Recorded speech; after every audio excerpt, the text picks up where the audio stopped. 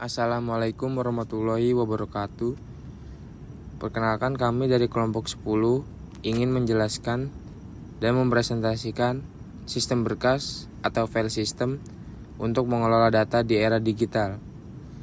Presentasi ini dibuat oleh Muhammad Bagus Baihaqi dan Andra Ramadan, yaitu saya sendiri. Pertama-tama saya akan menjelaskan pengertian dari sistem berkas.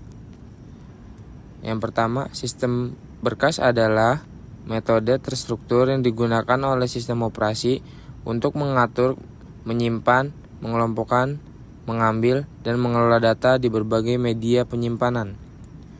Hal ini berfungsi sebagai jembatan penting antara pengguna dan perangkat keras penyimpanan seperti HDD, SSD, atau flash disk, menerjemahkan permintaan abstrak pengguna menjadi operasi fisik yang dapat digunakan oleh perangkat keras.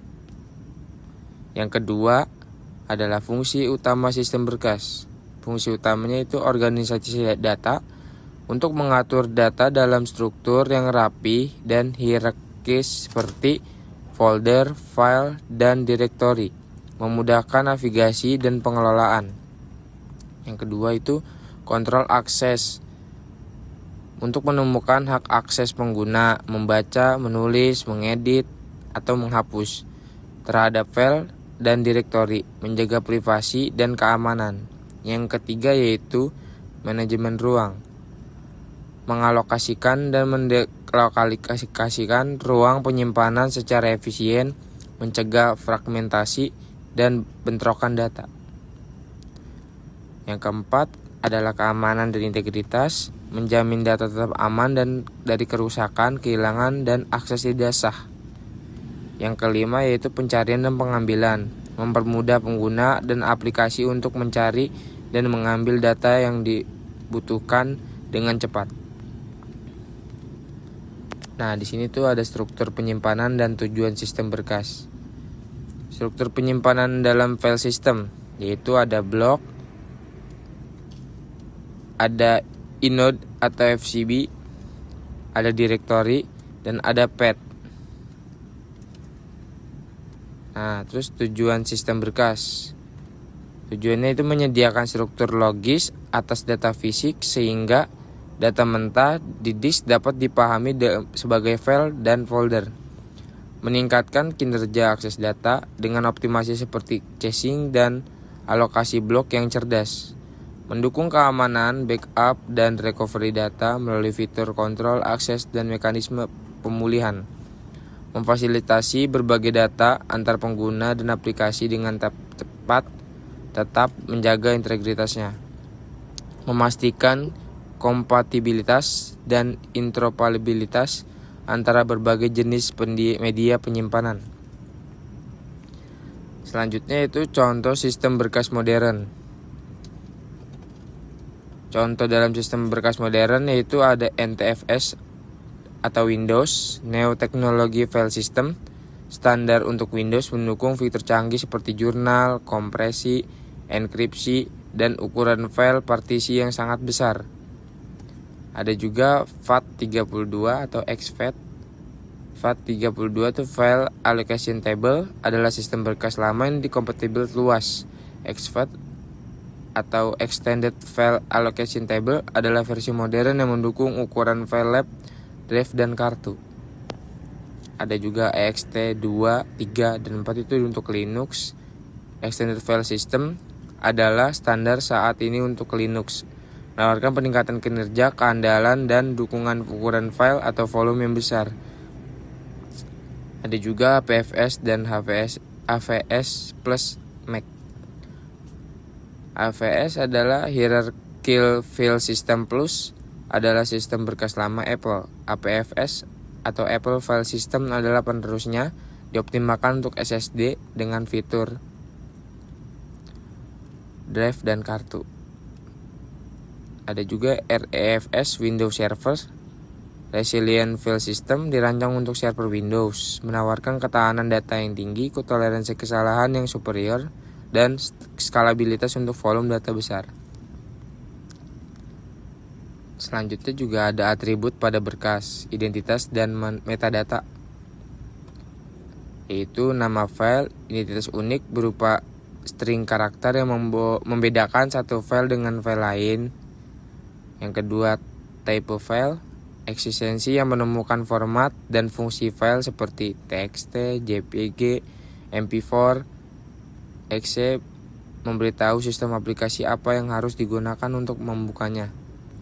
Yang ketiga, ukuran file, menunjukkan total kapasitas penyimpanan yang digunakan oleh file tersebut.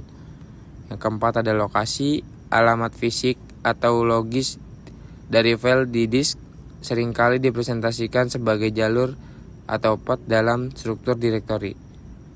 Yang kelima ada pemilik file, penunjukan pengguna atau grup yang memiliki hak penuh atas file, termasuk hak.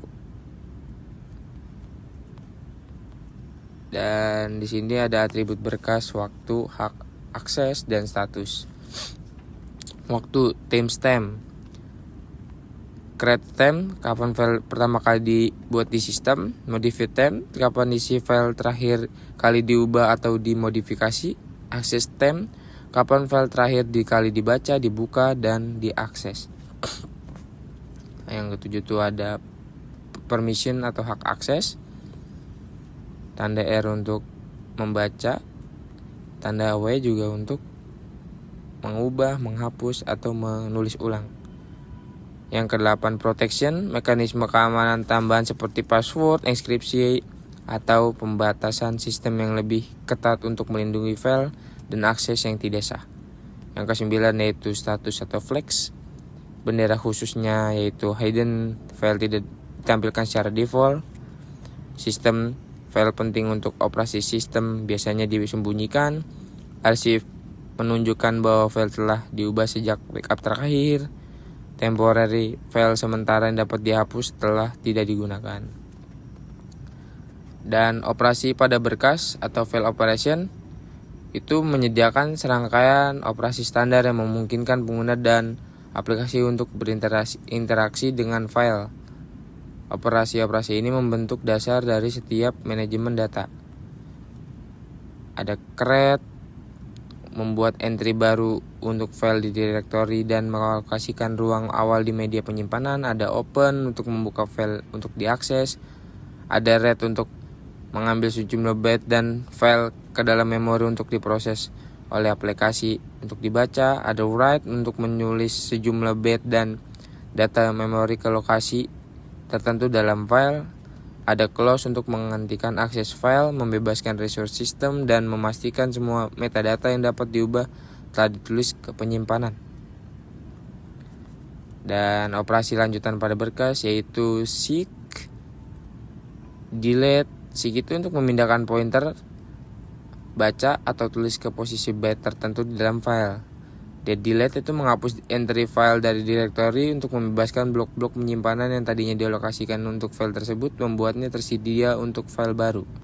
Ada copy untuk menduplikasikan file, membuat salinan identik dengan dari file asli di lokasi baru. Ada move, memindahkan file dari suatu lokasi ke lokasi lain.